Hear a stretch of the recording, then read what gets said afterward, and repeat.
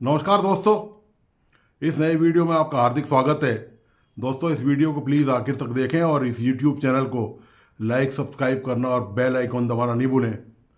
दोस्तों, आपको पता है कि मैंने पहले भी एक दो वीडियो में ये जिक्र किया था इस बात का कि दुनिया बहुत तेज़ी से बदल रही है। दुनिया के रिश्ते आपस में, देशों के रिश्ते खास तौर से मैं बात कर रहा हूँ, तो जो देशों के रिश्ते हैं उनमें ज़बरदस्त बदलाव देखने को मिल रहा है। और अब देशों के रिश्ते इस आधार पर नहीं बन रहे और बिगड़ रहे हैं कि कौन सी जाति है, कौन सा धर्म है, किस धर्म की वहाँ पर क्या खास बात है, किसी जाति या धर्म या नस्ल के लिए कौन सा देश क्या कर रहा है या उसके खिलाफ क्या कर रहा है। अब इन इन जब ये जो तमाम जो पैरामीटर्स हैं जो देशों में आपसी रिश्ते बनाते हैं, द्विपक्षीय संबंध बनाते हैं या बहुपक्षीय संबंध बनाते हैं, तो अब ये पैमाने धीरे धीरे करके रुखसत हो रहे हैं और इनकी जगह अब नई चीज़ें आ रही हैं। नई जो चीज़ें आ रही हैं पूरी जियो पॉलिटिक्स में, आप ग्लोबली देखें, पूरी दुनिया में देखें आप, तो कैसे बदलाव हो रहे हैं। आपको पता ही है कि अभी पिछले दिनों इजराइल और हमास का जो युद्ध चल रहा था फिलिस्तीन का, उसमें हमास का समर्थन और इजराइल के खिलाफ पूरा खाड़ी मुल्क कोई भी युद्ध के मैदान में नहीं उतरा। खाड़ी मुल्कों ने वहाँ पर बैठक करी, मिडिल ईस्ट के जितने भी है, ओमान है, कतर है, सऊदी अरेबिया है और जितने भी जो दूसरे मुल्क हैं, उन्होंने वहाँ पर, ईरान है, उन्होंने बैठक करी और ये माना जा रहा था कि ईरान शायद इस युद्ध में कूदेगा, हमास का साथ देगा, लेकिन वो भी नहीं कूदा। दरअसल हर किसी को अपना देश का हित नजर आ रहा है। अब उसको इससे कोई मतलब नहीं है कि कोई मुसलमान मारा जा रहा है, कोई क्रिश्चियन मारा जा रहा है, कोई हिंदू मारा जा रहा है या कोई दूसरे पंथ का लोग कहीं पे किसी और देश में कहीं कुछ हो रहा है, तो दूसरे देश वो सिर्फ सहानुभूति जताएंगे, वो सिर्फ आपके प्रति प्रतिक्रियाएं व्यक्त करेंगे, वो सिर्फ दुआएं करेंगे, बाकी वो डायरेक्ट कहीं कोई भी कुछ नहीं करने वाला। ये इस युद्ध से क्लियर हो चुका है और यही वजह है कि अब ये दृश्य बताता है, परिदृश्य हमास और इजराइल वाला। इससे पहले यूक्रेन और आप रूस का जो युद्ध देख लें, उसमें भी कुछ चंद जो देश हैं जिनके हित उससे यूक्रेन से जड़े हुए हैं, वो उन देशों के अलावा बाकी पूरी दुनिया ने सिर्फ सहानुभूति दिखाई, प्रतिक्रिया जताई, बाकी कोई सरोकार युद्ध से नहीं रखा। दरअसल दोस्तों, अब पैमाना बदल गया है रुपए की ताकत पे, डॉलर की ताकत पे, यानी कि अर्थ की ताकत पर दुनिया अब तेजी से सिमटती हुई नजर आ रही है। हर देश की अपनी प्रायोरिटी है, हर देश अपनी प्राथमिकताओं के हिसाब से चल रहा है। वो इस बात पर ज़्यादा फोकस कर रहा है, ज़्यादा गौर कर रहा है कि उसे क्या फ़ायदा होगा। दरअसल हर देश अपने हित अब ज़्यादा देख रहा है बजाय पूरी दुनिया के हित देखने के। ये कि भाई पूरी दुनिया में कहीं शांति का परचम लहराया जाए, कहीं एकता स्थापित की जाए, कहीं और तरक्की कोई मुल्क कर सके, ये प्रायोरिटी अब नहीं है, ये प्राथमिकता नहीं है। हर मुल्क की अपनी एक प्राथमिकता है। तो मैं यही दरअसल इस वीडियो का जो देश है कि सऊदी अरब में मदीना में एक वहाँ पर बहुत ही शानदार सिनेमा हॉल बनाया गया है, बहुत बड़ा मल्टीप्लेक्स सिनेमा हॉल। आप जानते ही हैं कि मक्का और मदीना पूरे विश्व में मुसलमानों की पवित्र जगह है और हर साल लाखों लोग वहाँ पर हज करने जाते हैं और जो भी इनके धार्मिक है या जो भी उनकी आस्था है, उसकी पूरी दुनिया का सर्वाधिक पवित्र स्थान मक्का मदीना माना जाता है। लेकिन अब मक्का, ये सऊदी अरब में मक्का मदीना है और सऊदी अरब का जो मौजूदा जो शासन तंत्र है, वहाँ जो राजशाही है, वहाँ जो मोहम्मद सलमान बिन, वहाँ के जो प्रिंस हैं, क्राउन प्रिंस इनको बुलाया जाता है, वो पूरी तरह से सऊदी अरब की कायाकल्प करने में तुले हुए हैं। तो आप बताइए, मदीना जैसी जगह पर जहाँ पर मल्टीप्लेक्स खोल दिया गया है और उन्होंने ये तय किया है कि सन 2030 तक वो पूरी तरह से सऊदी अरब का नक्शा बदल देंगे। पूरा नखलिस्तान हरा भरा, पूरा बिल्कुल आपको लगेगा कि आप न्यूयॉर्क में आ गए, आप वाशिंगटन में आ गए, आप पेरिस में आ गए। वो उन्होंने ये तय कर लिया है, उनको किसी बात से कोई लेना देना नहीं है, किसका धर्म, कौन मानने वाला, कौन नहीं मानने वाला। वो अरब केवल अब एक राष्ट्र है। आप इस बात को ध्यान रखिए कि अब सारे देश अपने आप में एक राष्ट्र हैं। अब उनको किसी देश के दूसरे धर्म से क्या तकलीफ है या वहाँ पर क्या हो रहा है, इन बातों से अब किसी का सरोकार नहीं है। तो यही वजह है कि सऊदी अरब जो है मक्का और मदीना में इस तरह के डेवलपमेंट कर रहा है जो पूरी तरह पाश्चात्य शैली पर विकसित होंगे, जो आधारित होंगे, जहाँ पर सब कुछ होगा, जहाँ पर सिनेमा घर होंगे, जहाँ पर 5 सितारा होटलें होंगी, वहाँ पर नाच गाने होंगे, शराब पी जाएगी, वहाँ कोई पाबंदी नहीं होगी।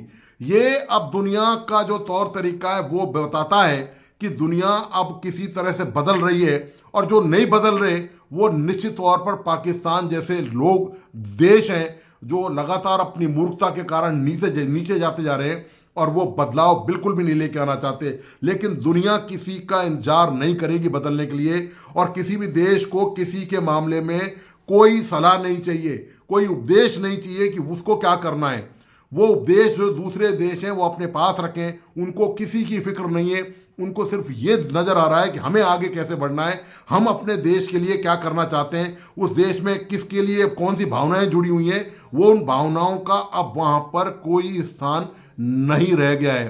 तो दोस्तों, मदीना और मक्का जो है, आप जानते हैं हजारों साल से कितना पवित्र स्थल माना जाता रहा है, और वहाँ पर इस तरह की वाणिज्यिक कॉमर्शियल गतिविधियाँ हो रही हैं, तो निश्चित तौर पर सऊदी अरब ने ठान लिया है कि वो वहाँ पर डेवलपमेंट करके मानेगा। उसको किसी की कोई परवाह नहीं है, वो सिर्फ अपने देश का हित देख रहा है। वही नहीं, दुनिया के सारे देश, मैंने अभी आपको इजराइल और हमास फिलिस्तीन के युद्ध के बारे में बता दिया कि एक भी कंट्री इजराइल के खिलाफ कोई भी पाबंदी लगाने को तैयार नहीं हुआ। यहां तक कि अभी जो पिछले दिनों उनकी बैठक हुई थी, उस बैठक में यह तक भी निर्णय नहीं कर सके सारे खाड़ी देश, सारे मुसलमान देश, कि इजराइल को जो है तेल की सप्लाई बंद कर दें। ये इतना साहस भी उनमें नहीं हो सका। दरअसल बात साहस और दुस्साहस की नहीं है, सवाल सबके अपने अपने आर्थिक हित के हैं। हर कंट्री अपने आर्थिक हित पहले देखता है। तो ऐसे ही सऊदी अरब ये देख रहा है कि उसके पास एक दिन तेल के भंडार खत्म हो जाने हैं। आज यूएई में देखिए, आज दुबई देखिए, बिल्कुल दुबई आप जाएंगे तो आप वो रेगिस्तान का इलाका जहां कभी धूल के बाउंडर और तूफान उड़ा करते थे, आज दुबई देखिए आप। पूरी दुनिया दुबई को देखने के लिए आती है। दुबई की करोड़ों डॉलर कमाई है टूरिस्टों के जरिए। तो अब वो सऊदी अरब को भी नजर आने लगा है, उनको पता है इस बात का कि ये तेल का जो सीमित सोर्स है, इसके बदौलत देश को आगे नहीं ले जाया जा सकता। देश की तरक्की केवल तेल पर आधारित नहीं रखी जा सकती, क्योंकि तेल एक ना एक दिन खत्म हो जाना है पूरी दुनिया से। उसके बाद फिर क्या होगा? तो उन्होंने अभी से ही इस बात की तैयारी शुरू कर दी, और बजाय ये देखकर कि धर्म क्या कहता है, कुरान क्या कहता है, और दूसरे देश के जो लोग हैं, मुसलमान हैं, वो उनके बारे में क्या सोचते हैं, उनको केवल अपना देश नजर आ रहा है, अपना कंट्री सऊदी अरब को नजर आ रहा है। मोहम्मद बिन सलमान को किसी की परवाह नहीं है, उनको सिर्फ सऊदी अरब के लोगों की और सऊदी अरब का जो देश है उसकी परवाह है। उन्होंने तय किया है कि सन 2030 तक वो जो है पूरा एक नक्शा, में आप इस वीडियो में देखेंगे आगे कि पूरा एक नक्शा उन्होंने तैयार किया है कि किस तरह वो पूरी तरह से कायाकल्प कर देंगे पूरे इलाके का, जिसमें मक्का मदीना ये तमाम जो पवित्र शहर माने जाते हैं, जहाँ पर पूरी दुनिया के मुसलमान हज करने जाते हैं, ये जो है इनकी पूरी तरह से आपको कायाकल्प होता हो 2030 तक वो काम वहाँ पर शुरू हो चुका है। वहाँ पर उन्होंने पूरा उसका प्लान कर लिया है, और पूरा प्लान करके उसको क्रियान्वयन करने की पूरी तैयारी उन्होंने कर ली, और वो काम वहाँ पर शुरू हो चुका है। तो अब देखिए अब चीज़ें बदल कैसे रही हैं। अब चीज़ें केवल इससे पहले आपको पता है कि सऊदी अरब में फीफा वर्ल्ड कप हुआ था। उससे पहले मैं आपको बता दूं कि सलमान खान का बहुत बड़ा शो हुआ था, जिसमें शेखों ने जमकर लुत्फ उठाया, जमकर मजा लिया, मनोरंजन किया, भाग लिया। अब वो इस्लामी तौर तरीके, वो जो सऊदी अरब जिस बात के लिए जाना जाता था कि शरिया का, इस्लाम का कानून है, वहाँ पर बहुत ही सख्ती है, वहाँ पर आपको महिलाएं अब ड्राइविंग करती नजर आ जाएंगी। सऊदी अरब अपनी महिलाओं को ड्राइविंग की छूट दे दी है, उनको और भी बहुत सारी छूटें दी गई हैं। वो महिलाएं वहाँ पर अब स्पोर्ट्स में आपको नजर आ जाएंगी, जो बिल्कुल कभी बिल्कुल चाक चौबंद रहती थी, पर्दे में रहती थी, जिनकी कोई एक आंख तक नहीं देख सकता था, वो वहाँ पर अब उदारीकरण का दौर है। तो ये बात ये बताता है कि जो भी देश समय और परिस्थिति के अनुसार, या जो भी इंसान या समाज समय और परिस्थिति के अनुसार नहीं बदलता, वो दुनिया की दौड़ में पीछे रह जाता है। इसका उदाहरण हमारा पड़ोसी देश पाकिस्तान है। आज मुफलसी का शिकार है, भिखारी बन चुका है, कंगाल हो चुका है, अवाम वहाँ पर भूखी मर रही है, भ्रष्टाचार भारी भरकम व्याप्त है, और आज भी वहाँ पर कारण यही है कि जो बुनियाद है शिक्षा की, वो घृणा के नाम पर उनको पिलाई गई, घुट्टी पिलाई गई उनको, ये चूर्ण बांटा गया बार बार में भारत के खिलाफ कश्मीर के मामले को लेकर, तो आज देखें वो दुनिया में कहाँ से कहाँ चले गए हैं। वो उनकी हालत ये है कि आज कभी किसी से लोन मांगते हैं, कभी आईएमएफ के पास जाते हैं, कभी चीन के पास जा रहे हैं, कभी कहीं जा रहे हैं, और खुद का जमीर बेच खाया उन्होंने। आप इसको ये कहिए, कोई आत्मसम्मान नहीं बचा उनका, कहीं भी किसी के यहाँ जाकर हाथ पसार देते हैं। तो ये हालत सिर्फ इसलिए हुई है कि पिछले 50 साल में पाकिस्तान घृणा और हिंसा पर चलता रहा, जिसका भारत पर तो बहुत ज़्यादा फर्क नहीं पड़ा। आप जानते हैं कि भारत की इकोनॉमी ने पिछले वीडियो में बताया था कि 4 ट्रिलियन हो चुकी है, और इस पर पूरे पाकिस्तान में हंगामा मच गया था, और आपने उस वीडियो को बहुत ही सराहा। तो आपका सबका तहे दिल से शुक्रिया अदा कर दूं इसी साथ में।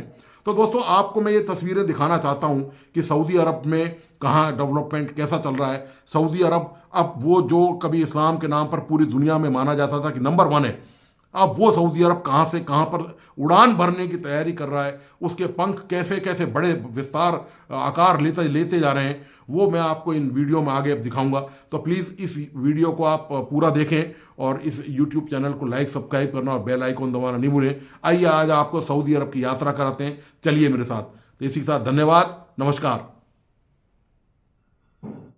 पढ़ता हूं तो कहती है ये खालिक की किताब, पढ़ता हूं तो कहती है ये खालिक की किताब, है मिसल यहूदी ये सऊदी भी अजाब। उस कौम के बारे में कमर क्या लिखें, उस कौम के बारे में कमर क्या लिखें, काबे की कमाई से जो पीते हैं शराब। सलाम, नमस्ते, सत श्री अकाल। मैं हूं आपके साथ हर्षिता मिश्रा और आप देख रहे हैं टाइम्स मेल।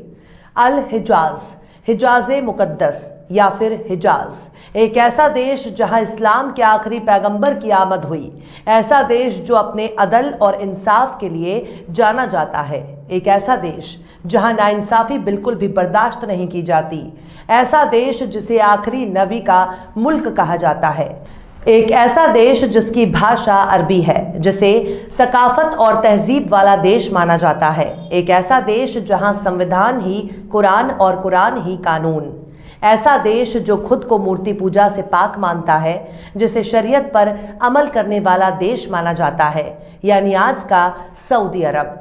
अरब न्यूज़ के मुताबिक मदीने के राशिद मेगा मॉल में कायम सिनेमा घर में 10 स्क्रीन्स, 774 सीटें और बच्चों के लिए थिएटर और खेल की जगह की सहूलत मौजूद है। ये सऊदी अरब में इस कंपनी के ज़ेरे इंतज़ाम चलने वाला 10वां सिनेमा घर है। एम्पायर सिनेमास के चीफ एग्जीक्यूटिव ऑफिसर गीनू हद्दाद ने कहा कि मदीने में एम्पायर सिनेमा के शाख का खुलना कंपनी की तारीख का अहम कदम है, और हम ममलिकत आले सऊद में अपनी मौजूदगी का दायरा मज़ीद वसी करेंगे।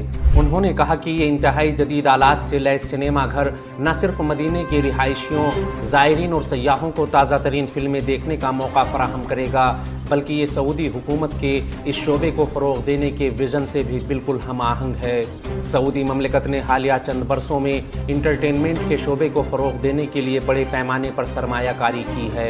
रवां बरस मई में हुकूमत ने कांस फिल्म फेस्टिवल के दौरान फिल्म साजी के शोबे के लिए $100 मिलियन के फंड्स का ऐलान भी किया था।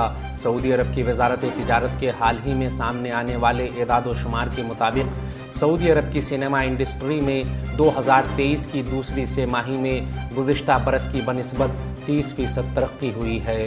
कि सऊदी अरब में मदीना में सिनेमा ओपन हो गया है, इस पर आप क्या कहना चाहेंगे? ये कैसा इनकलाब जो है वो सोसाइटी में देखने को मिला है, क्या कहेंगे आप?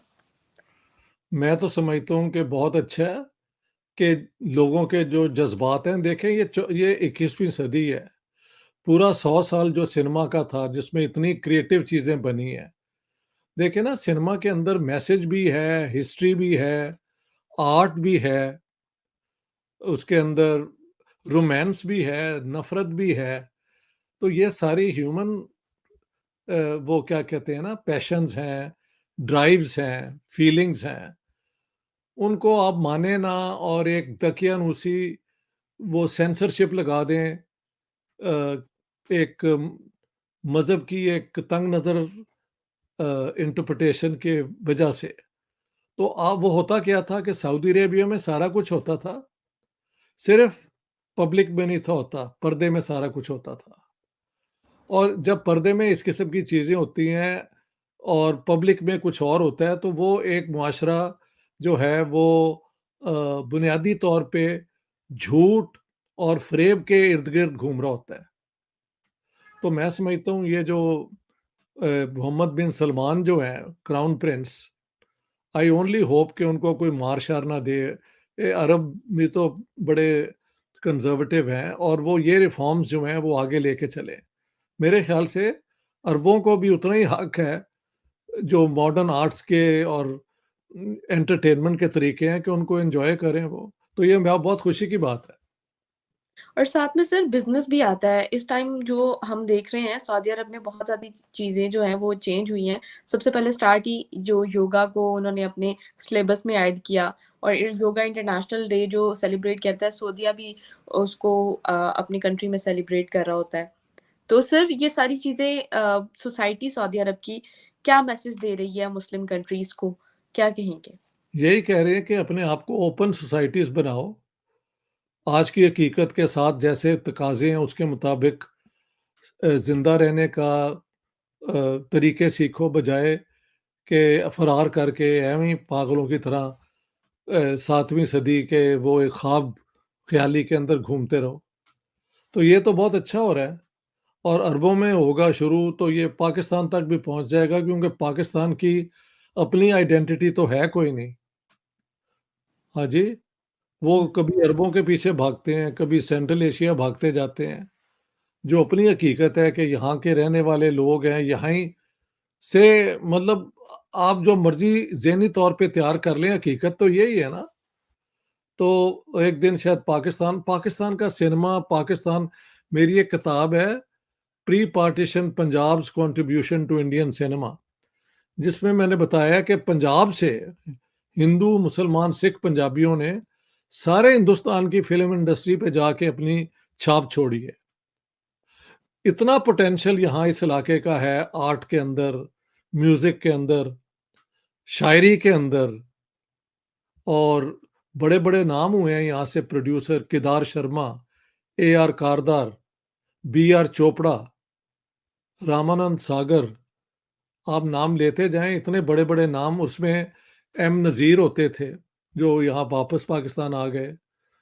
और कई नाम हैं जो इधर इसी इलाके से लोग गए हुए थे। तो मैं समझता हूँ कि ये सारे चेंजेस जो हैं they are in the right direction, और पाकिस्तान का सिनेमा भी शायद दोबारा रिवाइव हो। वो इन्होंने वो मौला जट वाला सिनेमा बना दिया है, जहाँ पे स्वाय बदमाशों के वो गोलियाँ चला रहे होते हैं, और उनको हमारे जो है ना फ़िल्मों के सो कॉल्ड एक्सपर्ट वो कह रहे हैं कि जी ये तो एक बगावत है, ये है, वो है। Nonsense all together. बल्कि सोसाइटी के जो नॉर्मल तरीका रहने का उसको छोड़ के तो गुंडागर्दी, पहलवानी है, उसके इर्द-गिर्द इन्होंने पाकिस्तान का और पंजाब का करैक्टर बना दिया है, जो बिल्कुल बकवास है। So I think that's very good. I hope ये जो सऊदी अरेबिया का ट्रेंड है ये और फैले। सऊदी अरब के मंसूबे में नियोम शहर भी बनाया जाना है। यहाँ कोई शरिया कानून लागू नहीं होगा, यानी वहाँ सब कुछ खुल्लम खुल्ला होगा। ये शहर इजराइल के करीब में आबाद किया जाएगा। इस शहर का नाम नियोम सिटी होगा। यहाँ पर दुनिया भर के टूरिस्टों को लाया जाएगा। इस शहर के कानून सऊदी अरब के कानून से बिल्कुल ही अलग होंगे। इस शहर में दुनिया के बड़े बड़े खूबसूरत होटल होंगे। शराब, शबाब और कबाब का पूरा इंतजाम भी होगा। यानी ये शहर दुनिया के सबसे महंगे शहरों में शुमार होगा, जो दुबई की तर्ज पर सऊदी अरब को अकूत पैसा कमा कर देगा। बिस्मिल्लाहिर्रहमानिर्रहीम, अस्सलाम वालेकुम रहमतुल्लाहि व बरकातुहू। मेरा नाम है अब्दुल लतीफ़ चौहान। आज मैं मक्का एग्ज़िबिशन के अंदर मौजूद हूँ और आपको दिखाने के लिए लेकर आया हूँ कि फ्यूचर के अंदर मक्का किस तरह से होगा। ये मॉडल देख रहे हैं, जो आजकल जो हरम मौजूद है उसकी डिज़ाइन ये है, बिल्कुल सेम यही डिज़ाइन है। और पीछे ये जो नया हरम बना हुआ है ये उसका मॉडल है। और सामने जो आप देख रहे हैं ये लाइन जो बनी हुई है, ये यहाँ से लाइन शुरू होगी जाते हुए वो आखिर तक। ये 2030 तक का ये टारगेट है, 2030 तक ये मुकम्मल होगा। ये देख रहे हैं आप, ये हरम है। इस तरफ हरम के सामने जो है जबल उमर की जो बिल्डिंग्स हैं उससे ये रास्ता शुरू होगा, ये चलता जाएगा। ठीक है जी, इस तरह से पूरी एक लाइन बनेगी। जिसका नाम है मिसार मक्का। बीच में ये मस्जिद होगी, फिर उसके बाद इस तरह की होटलों की लाइन्स होंगी, ये चलती जाएंगी आगे जो है। ये यहाँ से शुरू होगी लाइन, ये आप देख रहे हैं लाइन जो पूरी होटलों की, इस तरह से पूरा एक रास्ता होगा। ये तकरीबन 3 किलोमीटर का रास्ता है। ये जाकर ख़त्म होगा हरम के सामने। सामने आपको मीनारे दिख रहे हैं हरम के, वो आखिर के अंदर वहाँ पर जाके जो है ख़त्म होगा। ये प्रोजेक्ट है 2030 तक ये मुकम्मल होगा। उसके लिए इन्होंने एग्जीबिशन लगाया है मक्का मुकरमा के अंदर।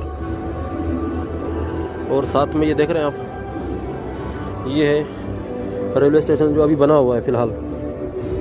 और ये बाकी बिल्डिंग्स जो है ये बनना बाकी हैं। ये प्रोजेक्ट 2030 तक मुकम्मल होगा, 8 साल के अंदर। तकरीबन इसका जो है बुनियादी काम हो चुका है। 7 साल के अंदर ये बिल्डिंग्स जो हैं बन जाएंगी, मुकम्मल हो जाएंगी। तो मैंने सोचा क्यों ना ये आपको जो है दिखाया जाए। देख रहे हैं आप,